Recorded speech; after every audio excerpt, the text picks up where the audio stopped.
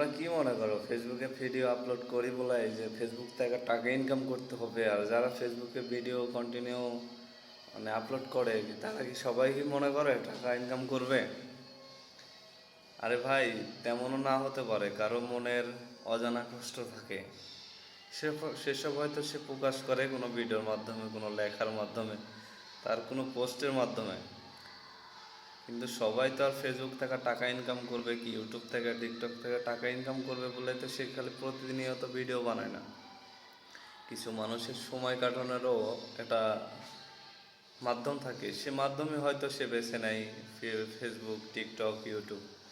এমনও হতে পারে সে কারণে যে সে টাকা ইনকাম করবে আর কন্টিনিউ ভিডিও ছাড়তে হবে সেরকম কিছুই না। বিষয়টা হচ্ছে সময় কাটানোর মাধ্যম, মানুষ যেটাই ব্যবহার করতে পারে, সমস্যা নেই। কিন্তু আপনাদেরকে দেখলে মাঝে মাঝে আমার ভালোবাসা দিতে ইচ্ছে করে, ঘৃণা করতে ইচ্ছে করে। কারণ আপনারা নিজের ইচ্ছাতে কিছু করেন না, অন্যের ইচ্ছাতে কিছু করতে দেন না। সমস্যা তো আপনাদের কোথায় আমি সেটা বুঝি না।